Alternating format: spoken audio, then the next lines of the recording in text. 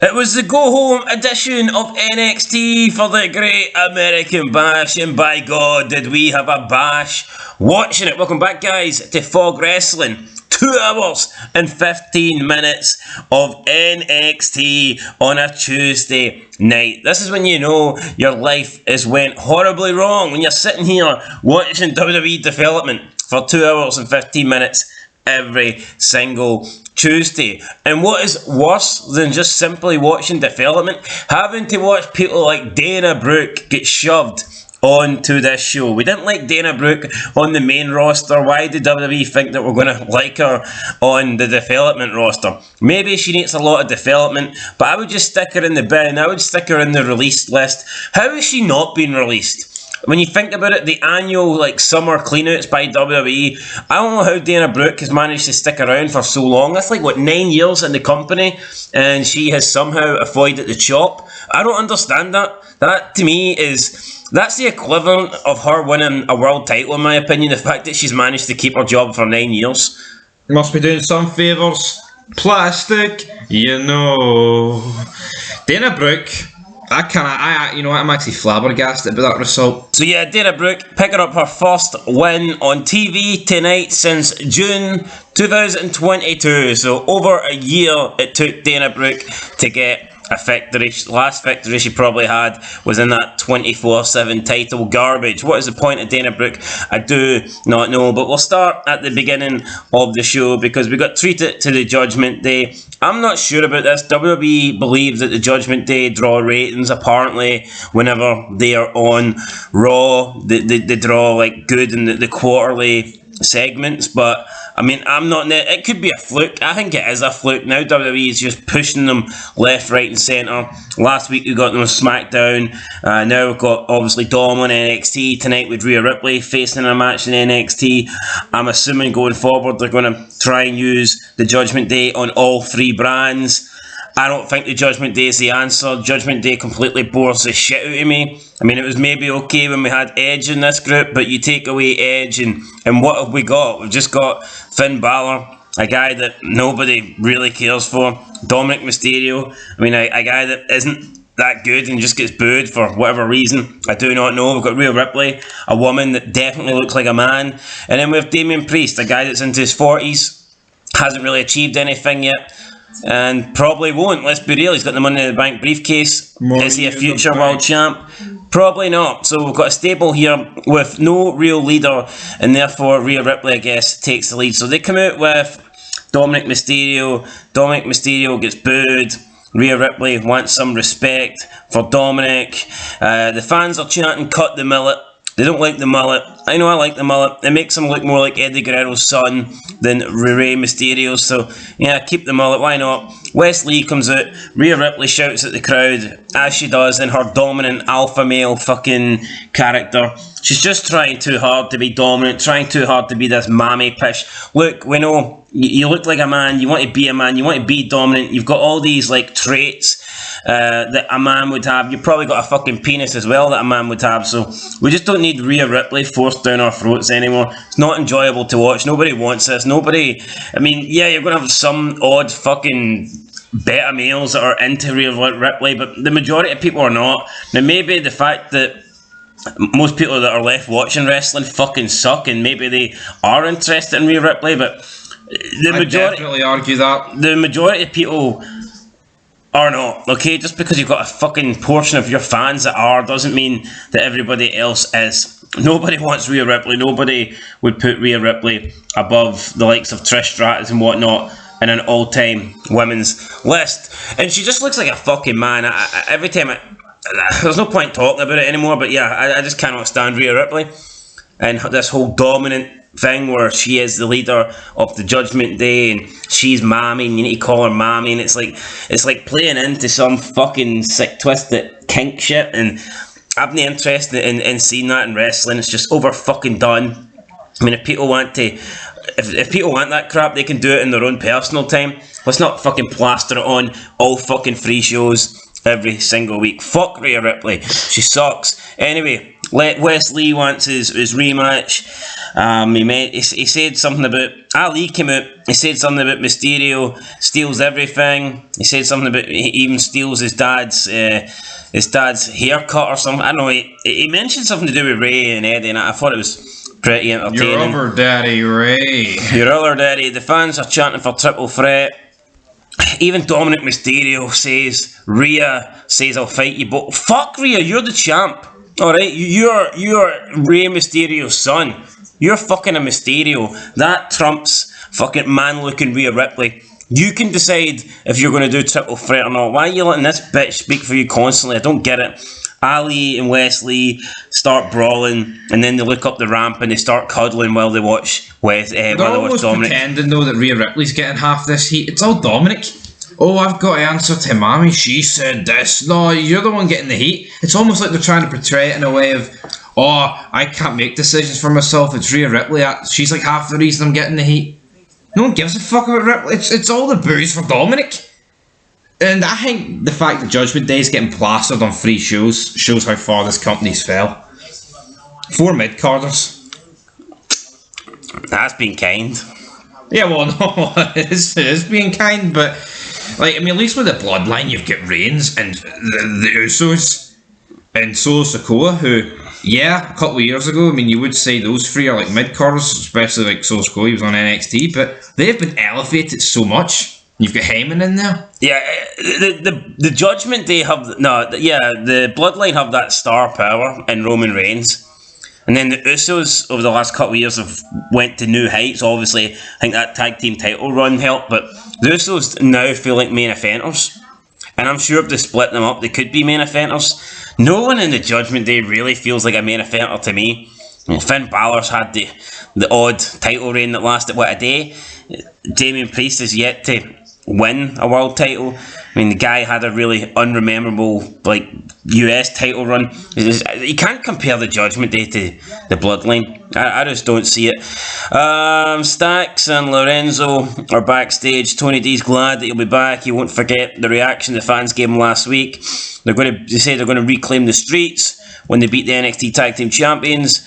Bronco Nima and Lucien Price interrupt them. They say that we haven't heard your names on the streets, and then the family say, aye, well, some streets we like to take silently. So, the only thing I like to take silently is Gable Steveson promos. But up next we had NXT Champion Carmelo Hayes, Trick Williams and Eli Dragunov versus Joe Gacy, Rip Fowler and Jagger Reed. So, the Judgment Day come out, obviously Rhea Ripley, Dominic start the show, and they've got their own unique purple lighting, and the promo was done with the purple lighting on, the entrance is done with the purple lighting, and we're about 5 minutes away from that, and then you've got the Schism come out, and they've got the same fucking purple light.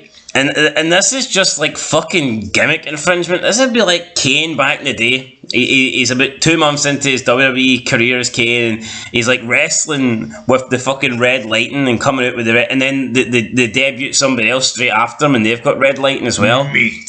Why? I don't know why they would do this. I mean, they're trying to make the Judgment Day to be unique and be this big stable. Yet the fucking Schism have got the exact same entrance lighting. Triple H and Shawn Michaels know what they're doing, don't they? Cool, they do. Remember those teams that were coming out in green after DX? Break it down. It doesn't make any sense. We then got Dragunov. So Dragunov ends up hitting Trick Williams. Who cares? I hate him. They get in a fight. Dragunov hits him by accident. Carmelo Hayes, Trick Williams and Eli Dragunov win. Joe Gacy is severely over fucking weight. The Schism are jobbers. 2 guys in masks attacked them. Obviously the Creed Brothers. Do we care about the Schism? Do we care about the Creed Brothers? Not really. So even after they had to leave NXT, they're still on NXT. Call them up, man. Or release them, actually. I prefer that one. They're not going to be released, are they? Well, no, but I prefer that one. Right, then we got Fagner versus Xavier Bernal. Fagner won in 2 minutes. Braun Breaker came out after the match, speared him. Big spear. Maybe this will happen at the Bash. Maybe it won't. Who Big really slam cares? through the announce table as well. We got Stratton then cut a promo on Hale, saying that Hale won't beat her. She never made her tap out officially. This, that, blah, blah, blah. She would never lose the title to some 19-year-old. So we'll see at the Great American Bash. A little bit strange that they never had Stratton or Hale on TV tonight. They only had like backstage like vignettes or whatever. So who knows? Maybe they weren't there. We then got, what did we get next? Gable Steveson comes out, cuts the worst promo I think I've seen in a very long time. Yeah, it's up there with the Tony Storm Rhea Ripley promo for NXT UK about 6 years ago. This was really bad. I mean, the guy doesn't even know his fucking name. Like, he got his name wrong. Steveson? Gable Steveson? He then talked about the Olympics and spoke as if there was only one medal up for grabs in the entire Olympics. He was just like stuttering. He didn't really know what he was doing. And then Baron Corbin comes out and he's talking about the Olympics, and he's describing the Olympics better than the guy that was actually at the Olympics and winning the gold medal. Corbin says, if you come to NXT, it's going to be a mistake because I'm going to whip your ass, basically. Gable Steveson then says he's made his decision and he decides that he's going to join NXT. Is it not mad though how Corbin is now like mid-card on NXT? And he's like, oh, you can't come here, even though like a month ago he was getting slabbered at for coming here. Well, who was slabbering at Corbin? Kamala Hayes. Oh well. Anyway, you're not in this league, mate, but Gable Steveson is. He didn't choose college, he didn't choose Olympics, he chose NXT. Corbin said that he is a great white shark who's starving. Nah, he's more like a bloody a dolphin that doesn't eat meat. Oh, yeah. We then got a brawl. Gable Steveson had a couple of suplexes. Security came out, broke them up. That was it. So yeah, he can wrestle, but who cares, man? He's a boring bastard. I hate how everyone who goes to the Olympics now, or everyone that's an amateur wrestler, kind of gets compared to Kurt Angle, and it's like, no, Kurt Angle was a once in a lifetime guy. You'll never get someone like Kurt Angle again with the like pure like wrestling ability, Olympic ability, amateur style that Kurt Angle had. Someone that could just so easily transition into professional wrestling and learn professional wrestling and have a character and be larger than life and have a personality. You're not going to get another Kurt Angle. So you can stop trying with Gable Steveson and all these other fucking bums and Damon Kemp and all these people on NXT that have got amateur wrestling backgrounds. Nobody cares. I'd say the closest thing we've seen to Kurt Angle is probably, in the last 10 years, is probably Chad Gable. At least you can say Chad Gable's got a little bit of something to him. Gable Stevenson's got fuck all to him, so... Similar name. Chad Gable Steveson. It's a similar name, like, but that's pretty much where I draw the line. Kendo stick match, and up next, Dana Brooke versus Cora Jade. Dana Brooke won. I mean, the match was alright, but I don't know why Dana Brooke's beating anybody in 2023. Rick Steiner, that's why. Yeah, I think it might be Rick Steiner, because ever since that happened, we've had Braun Breaker lose the belt. He's then went on to lose every feud that he's been in. He's just not doing anything. Yeah, he's not doing anything meaningful. They literally just bring him out to have like the odd mini feud for 2 weeks, and he always loses it. I'm not sure if he'll lose against Von Wagner, but I think it's a possibility. And then we've also seen Cora Jade not win any feud really that she's been involved in either. I mean, could this be that Braun Breaker is moving to the main roster and that they're deciding, well, you know what, we'll move Cora Jade with him because they're together, they're an item, and they're thinking, right, well, we'll have them lose in NXT. I understand that. If you're going to push them to the main roster, then surely they should go on a winning streak. And if these guys are fucking losing every week on NXT, why are we supposed to take them serious? Yeah, but when they come to WWE Raw? You're losing to the worst person on the main roster on your own brand who couldn't buy a win for 13 months, and then you're going to go up to the main roster? That makes no sense. Yeah, it makes no sense. I don't get it personally. Like, they seem to think that since you're going to move, you can lose on NXT as much as you want, but I'm not really buying that. You should go up strong, not go out weak. I hate. And then the whole gimmick of, oh, you need to lose your title before you get called up as well. That's fucking garbage. If you're jobbing out on NXT every week, then you shouldn't be anywhere near the fucking main roster. Yeah. So look at Gunther. He's probably one of the few guys when they called up. He was, hey, my name in the ring is Secret, amigo. Like, Braun Breaker should have just came up after he lost it, Stand and Deliver. Yeah, but instead he's hung around. No, he's put a wee bit of black on. What did he do? Or you forfeit the belt and then move up. Like, why would you fucking have this guy lose and then move him up? I'd had him beat Rollins. That's what Braun Breaker deserved. But Rick had to go ruin it, even though he was 100% in the right. 100%. Alright, the family then take on Nima and Price. The family win. We had Scripps joining in. Scripps came into the ring. He got attacked by some guy with a mask. I'm supposed to know his name, but I really don't. Whatever, him. Is it him? No, it is him. Right, then we got a promo for the family win. Gallus appear and say that Bash is going to end up the way it always does. Gallus boys on top. We get a promo from D-Jack. He's addressing Eddie Thorpe. Eddie Thorpe, I think, is another guy that is like a amateur wrestler that I just do not give a fuck about. So, who cares? D-Jack says that Can I train with you? Eddie Thorpe believes that he's going to be the champ. I don't care if Eddie Thorpe's going to be the champ. I don't want to see Eddie Thorpe. I like D-Jack, but I've just no real interest in seeing him in a rivalry with Eddie Thorpe. Eddie Thorpe, just another guy that I just don't care for. Then we seen the brawl in the shop. There was a shopping brawl. I wouldn't even call it like a supermarket. It was like a mini, like a garage or something, a 7-Eleven convenience store, something like that. Rip-off of Austin Booker T. And people are comparing it to Austin Booker T, and it's like, no, all this was literally a brawl in a different location. From like a bird's eye view. You could have had this brawl backstage and nothing changed. There was nothing funny about it. There was no unique moments.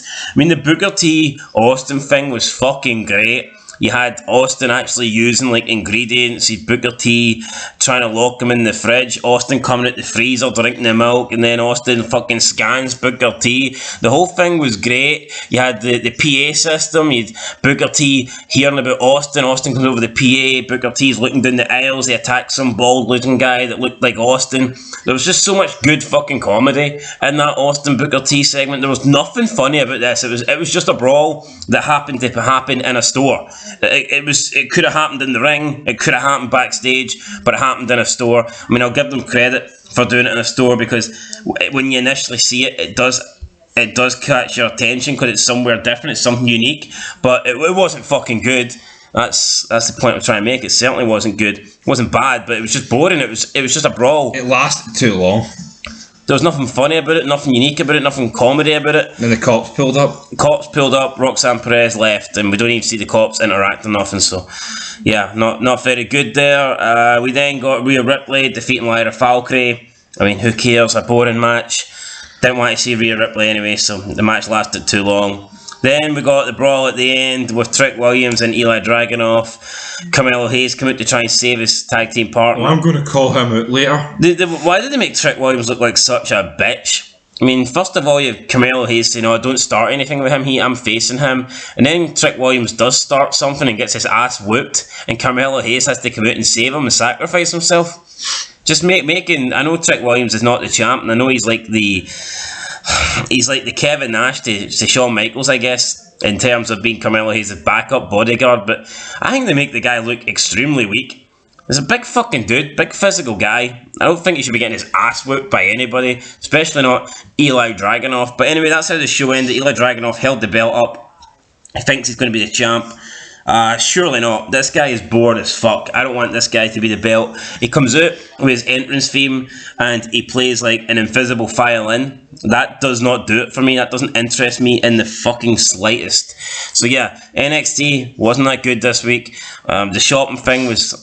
It was just poor. There was nothing funny about it. There was nothing good about it. It was letdown. I mean, when they advertised it early on the show, I was intrigued. I was thought, oh Christ, I want to see this. But then you seen it, and it was just a long brawl that was about 2-3 minutes too long in a shopping market or whatever that wasn't funny. And to see people comparing it to Austin Booker T's sad Kendo match, I guess. I mean, was alright. There was no really good promos. There was no really good segments. We had Thea Hale running, doing a cheap knockoff of Rocky Balboa or whatever, but I mean, it wasn't that good. I'll give it a 2 out of 10.